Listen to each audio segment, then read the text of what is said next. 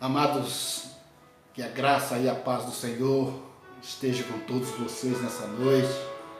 Querido, hoje não deu para a gente fazer o nosso culto ao vivo, mas estamos aqui para a gente pensar um pouco da palavra de Deus essa noite. E eu quis trazer para nós pensarmos aqui nessa noite sobre o seguinte tema: transformando crises em oportunidades. Estamos vivendo, nesse tempo que nós estamos vivendo, crise. Nós estamos tendo crise na área da ecologia, crise de ética, crise de consciência.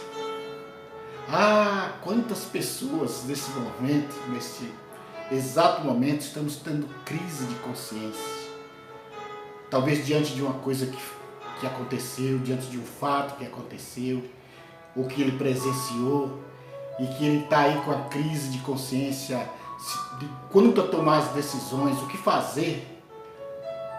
A consciência muitas vezes diz: olha, faça alguma coisa, mas às vezes o medo, a falta de coragem está dizendo: olha, não faz. Nós temos crise também, queridos, dos valores. Como os valores estão em crise, os valores morais, sociais. Nós estamos vivendo crise econômica, nós estamos vivendo crise política. Nosso país está vivendo uma crise política, crise na saúde, essa pandemia que está aí destruindo vidas e famílias, separando pessoas da sua família, a morte chegando, deixando pais sem filhos, filhos sem pai, esposa sem esposo, esposo sem esposas. Nós estamos vivendo uma crise na área da saúde sem precedentes, não só aqui no Brasil, mas no mundo todo. Mas também nós estamos vivendo crise espiritual. Quantas pessoas estão em crise,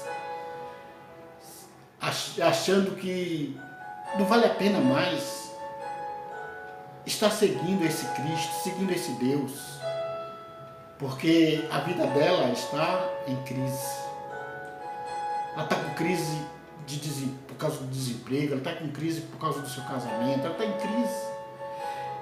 E ele ora, e ele busca, e essa pessoa busca, e essa pessoa ora, e essa pessoa se derrama diante do Senhor, mas a crise permanece.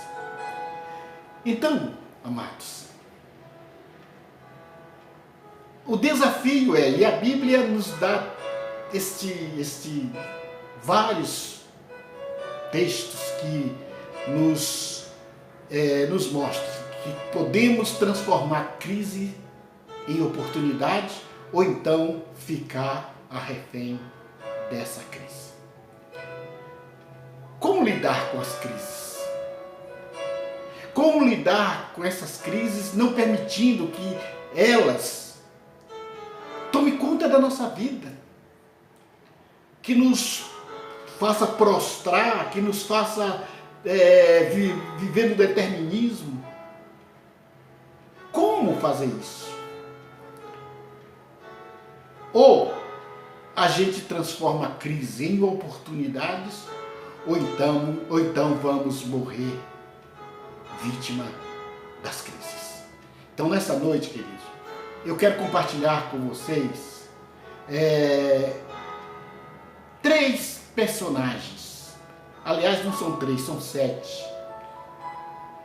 Como eles lidaram, a diferença de como eles lidaram com a crise.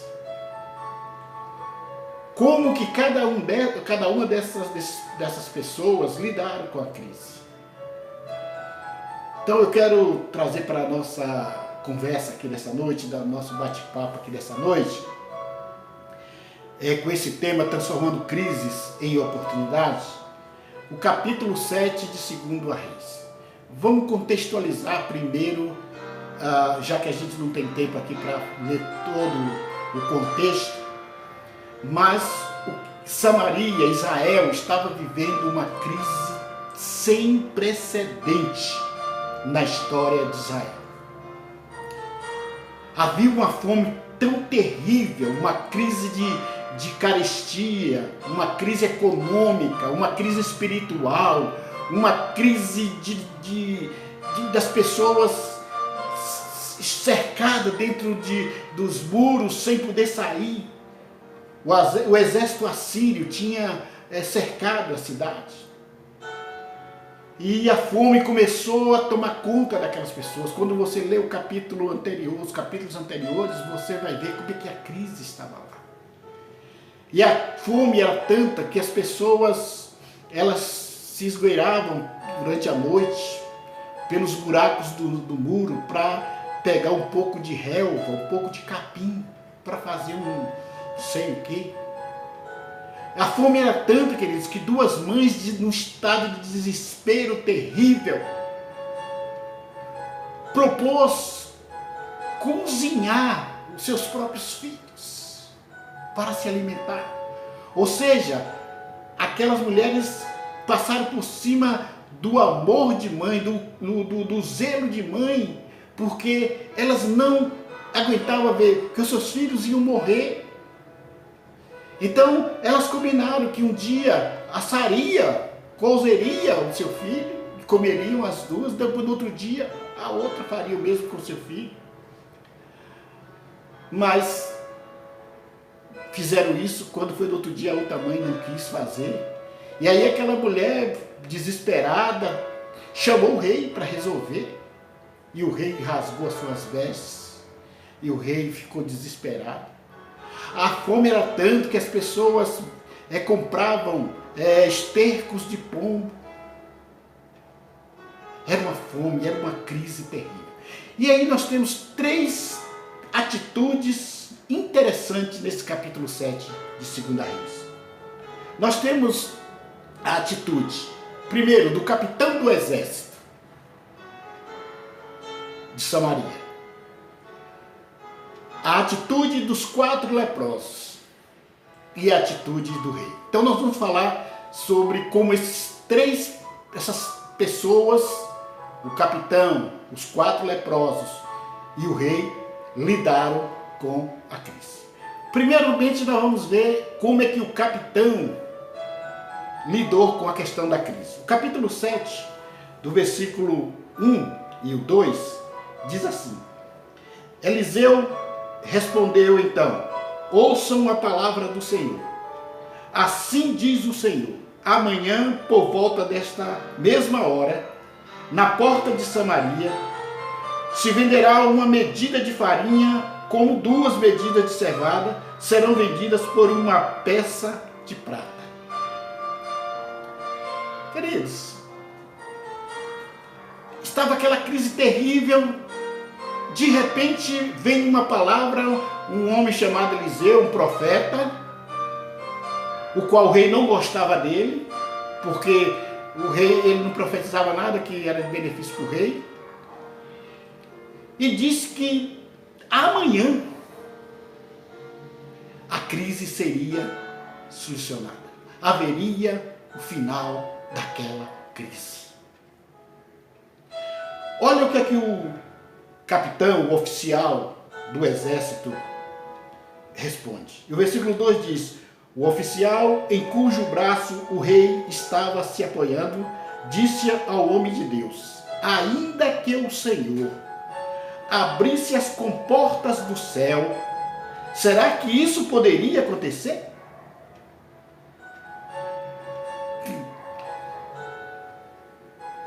Vai se colocando aí, queridos. Quem é você aí? Como você agiria? Como Eliseu ou como capitão? E uma palavra de incredulidade sem precedente. Uma palavra de incredulidade quanto a palavra de Deus foi ministrada, foi profetizada. Tem muita gente que Deus está ministrando uma palavra. Tem muita gente que está recebendo palavras através das pregações, mas está com a incredulidade tão intensa que muitas vezes age como esse oficial do rei. O oficial diz: ainda que o Senhor abrisse as comportas do céu, será que isso poderia acontecer? Porque diante do caos daquela crise ali, aquele homem não acreditava de que haveria mais esperança. Quantas pessoas nesse momento não estão acreditando, amados, que não há mais esperança,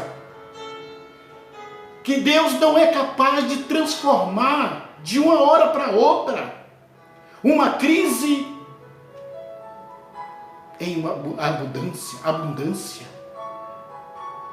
uma situação de crise em uma situação de bonança, uma situação de fome numa situação de bonança, uma situação de morte numa situação de vida, numa situação de enfermidade numa situação de cura.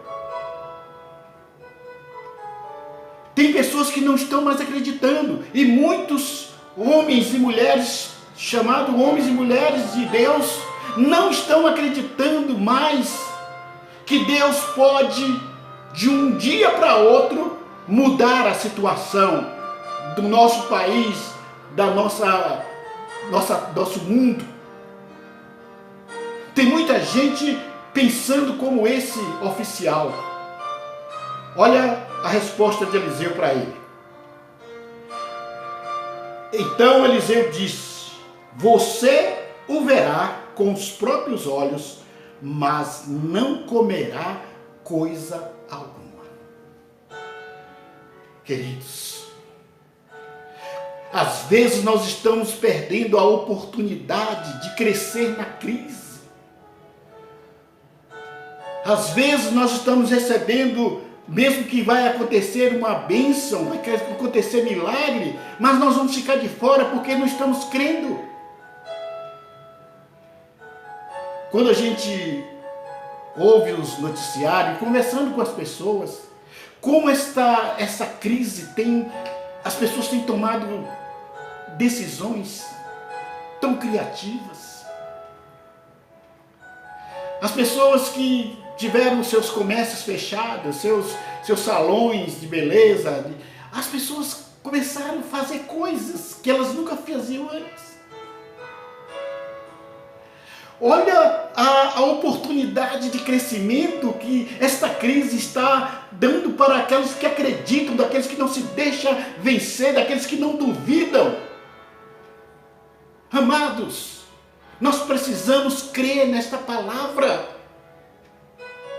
Se Deus está dizendo que Ele vai fazer, de que Ele vai resolver, Ele vai, porque Deus não é homem para mentir, Deus não é político para mentir. A palavra dele se cumpre. Haja o que houver, a palavra de Deus vai se cumprir. E o homem de Deus, sim, você verá com seus olhos, mas você não vai participar. Você não vai comer. Não vai comer. Aí agora nós vamos para a atitude, vamos sair da atitude da incredulidade, do não confiar, para a outra atitude desses 4 leprosos.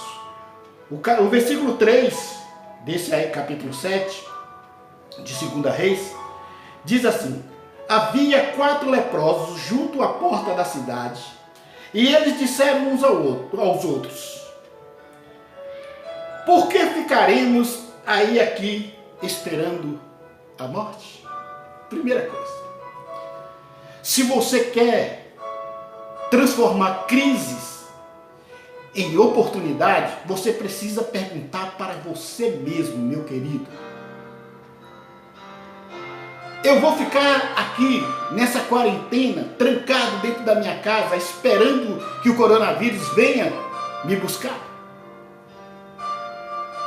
Você precisa perguntar para esse cara que está aí dentro de você: nós vamos ficar aqui sentados esperando a morte? Amados, você vai ficar aí prostrado? chorando, lamentando, duvidando. Faça essa pergunta para você nessa noite. É uma palavra de Deus para o seu coração, querido. Vamos ficar aqui esperando a morte? E aí eles trouxeram a situação de crise para uma análise. Segunda atitude desses 4 leprosos. Primeiro é a pergunta: nós vamos ficar aqui prostrados para morrer? Vamos analisar o quadro da situação. E eles dizem: se resolvermos entrar na cidade, morreremos de fome. Se ficarmos aqui parados, também morreremos. Queridos, aqueles homens eram leprosos. Aqueles homens foram deixados de fora, porque a cidade não queria ele, e os inimigos também não queriam ele, porque já estavam próximo da morte.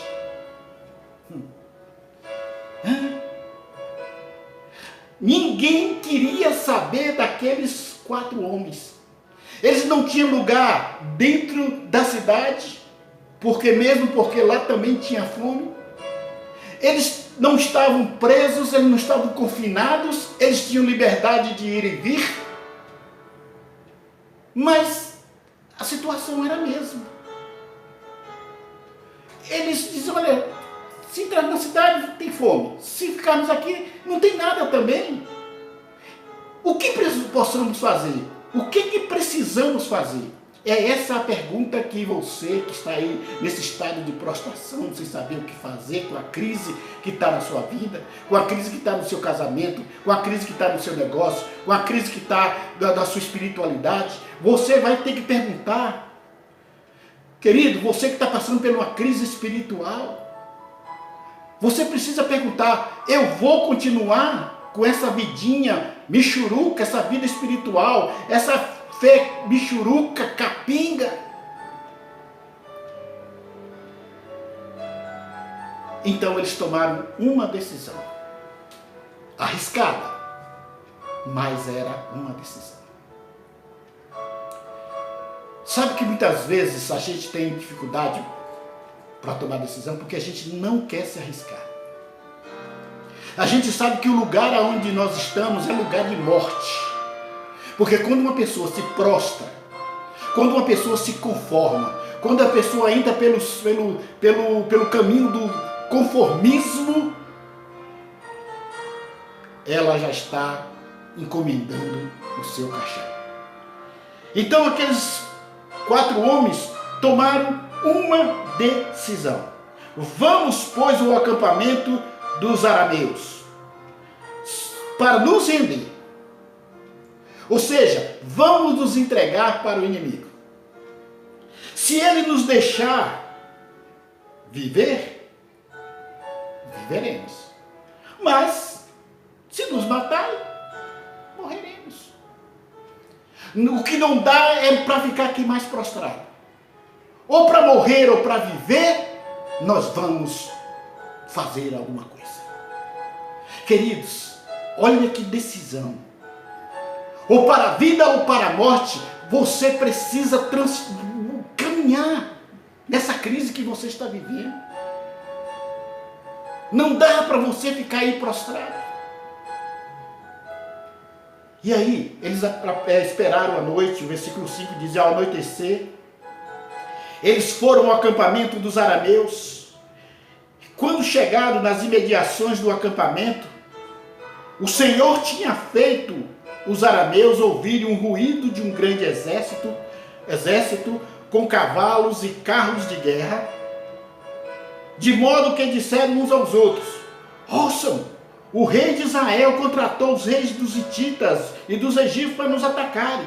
Então, para salvar a sua vida, fugiram ao anoitecer, abandonando tendas, cavalos, jumentos, deixando o acampamento como está. Você está entendendo essa palavra, amado? Você está entendendo essa palavra? Deus já tinha providenciado a solução da crise. O que Deus estava esperando e isso é muito interessante, que alguém fosse lá para ver. Querido, se você não se levantar desse lugar de prostração, esse lugar de determinismos frajuta, se você não se levantar dessa cadeira que você está sentado aí, desse sofá que está aí, você está aí, se você não se levantar para ir em busca do milagre,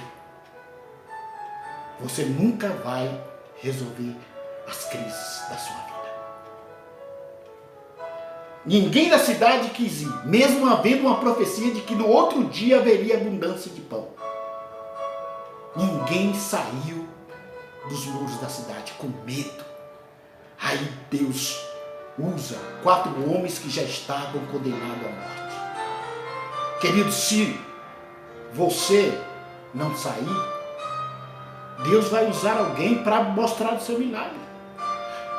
O milagre é para você, mas se você não quiser, Deus vai estar mandando para outro, que se arrisca, que está indo. Então, continuando aqui, tendo chegado às imediações do acampamento, os leprosos entraram numa das tendas, comeram, beberam, pegaram prata, ouro e roupas e saíram, esconderam, depois voltaram, entraram em outra tenda, pegaram o que quiseram, esconderam isso também. Queridos, algumas horas atrás, aqueles homens estavam fazendo a seguinte pergunta: ficar ou ir? As duas decisões eram de morte, mas eles preferiram tomar uma decisão, mesmo que para isso eles tivessem que perder as suas vidas. Querido, você precisa arriscar. Se você quer vencer as crises da sua vida, você precisa arriscar. E então, o que é que aconteceu? Enquanto que a cidade estava lá, numa fome terrível, numa crise, numa cidade inteira. Queridos, o que nós aprendemos com essa palavra aqui? Enquanto os políticos estão aí disputando poder, enquanto as pessoas estão aí brigando, assaltando os equipamentos de proteção da saúde, enquanto que outros estão dando golpes por aí, outros estão prostrados, outros estão dizendo: vou esperar essa crise passar. Queridos, não deixe que essa crise, que essas situações vença você. Tome uma decisão. Você precisa de tomar uma decisão. Você precisa de tomar, mesmo que essa decisão seja uma decisão arriscada. Mas o nosso outro personagem, querido, é o rei. O rei, querido, é interessante. A atitude do rei, ele tinha 2 atitudes. Quando você volta um pouquinho no capítulo 6, no versículo 31, quando o rei presencia aquela situação das 2 mulheres que foi lá requeixar com ele, porque um não queria dar o filho para comer, outro, aquela situação caótica, o rei rasgou as suas vestes, ficou no alto da muralha, passando para lá para cá, e as pessoas vendo que ele estava vestido de roupa de saco por baixo dos trajes reais. Tem muita gente que está se humilhando, vestindo roupa de saco, mas só escondidinho.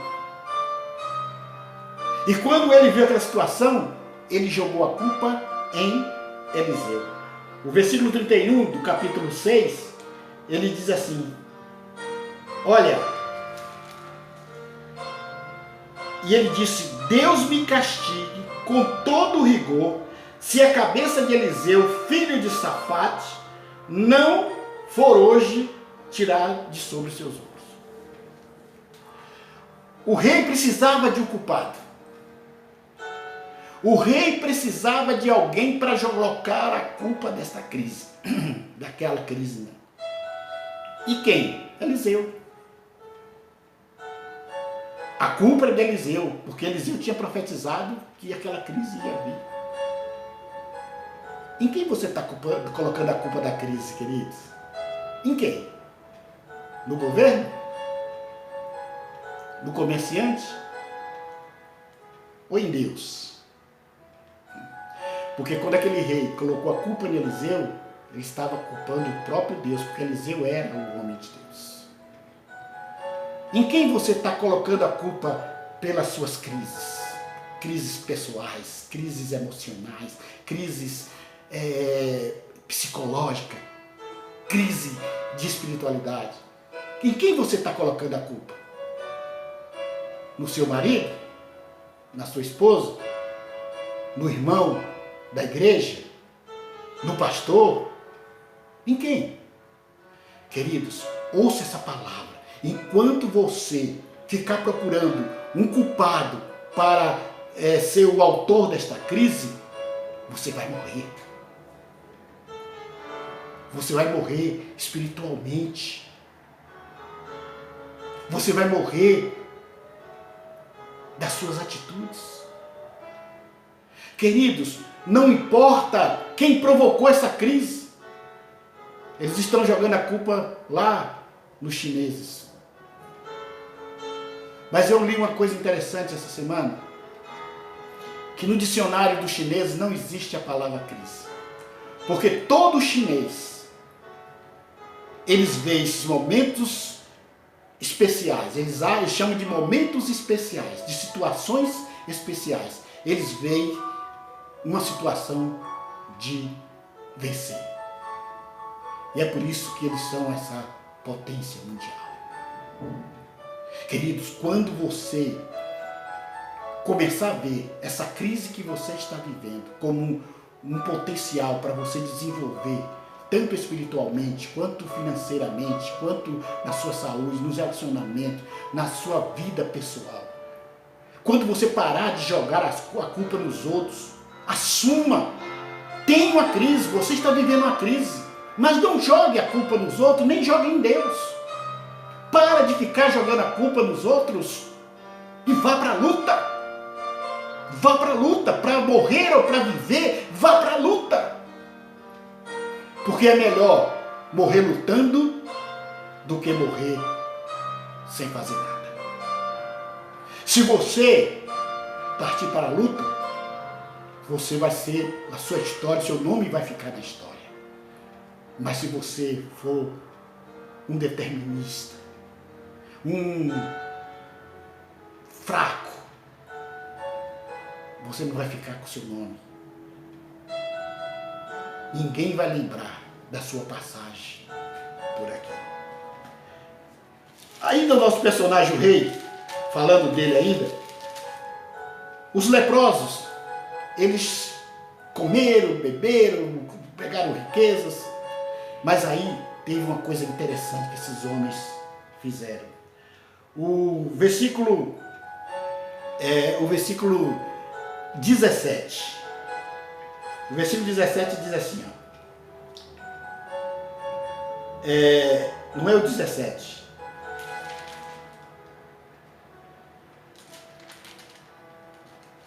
Versículo 9, diz assim: então disseram uns aos outros, não estamos agindo certo. Este dia é um dia de boas novas e nós não podemos ficar calados. Queridos, crise é oportunidade de notícias diferentes, notícias novas. Não essa notícia que você acompanha aí nos noticiários, que morreram tantos, que tem mais tantos infectados, que o banco tal quebrou, que a empresa tal fechou. Existe uma boa nova. A boa nova é que haveria, e Eliseu já tinha anunciado, que haveria abundância de pão no outro dia. E quem é que vai levar essas boas novas? Olha que interessante. Se esperarmos até o amanhecer, seremos castigados. Vamos imediatamente contar tudo no palácio do rei. Ou seja, aqueles homens poderiam dizer assim, tô nem aí para eles. Eles nos largaram lá fora para a gente morrer. vamos encher os bolsos de dinheiro, vamos para uma terra distante, vamos procurar uma situação para a gente viver até o dia da nossa morte. Mas aqueles homens tinham a consciência de que eles eram portadores de boas novas. Meu irmão, você, eu, nós somos portadores de boas notícias e não de más notícias. Deus separou você, Deus chamou você para ser um pregador de boas novas. Mas se você ficar prostrado, se choramingando, duvidando, você nunca vai ser um pregador de boas novas, você vai ser pregador de coisas ruins. Então o texto continua dizendo, e eles foram e entraram da cidade e eles falaram. As sentinelas proclamaram a notícia e foi anunciado dentro do palácio. Eles foram gritando, chegaram lá, o sentinela falou assim, olha, não existe mais inimigo, não existe mais crise, não existe mais perturbação nenhuma. Olha, está lá um acampamento cheio de coisas, de comidas maravilhosas, de delícias e de riquezas. Venham, vocês também precisam também vir. Porque já tinha uma palavra liberada para aquela cidade, querido. Querido, já existe uma palavra liberada para o nosso país. Deus só está esperando que eu e você, que nós sejamos portadores de boas notícias. Deus precisa de você, Deus precisa de mim, Deus precisa da sua igreja. Mesmo que não estamos reunindo em um templo, mas a igreja do Senhor não está de quarentena. Quem está de quarentena são as questões das reuniões sociais. Mas a igreja do Senhor está viva. A igreja do Senhor é a agência de anunciação das boas novas. Você tem aí o seu celular. Você passa o dia muitas vezes no Instagram, olhando as fofocas, as coisas. Use esse instrumento aí, para mandar uma palavra, uma mensagem para alguém. Para uma pessoa que perdeu seu ente querido. Para uma pessoa que está desesperada. Use o instrumento que você tem aí, que Deus te deu, a tecnologia. E pare de ficar aí no Facebook, no Instagram, nessas coisas aí, fazendo coisas, vendo vídeo de piada, fazendo coisas como se fosse palhaço, fazendo palhaçada para aparecer nos vídeos. Amados, isso é sério, é uma palavra de alerta, queridos. Deus está querendo que você seja anunciador de boas novas, de que o tempo de Cristo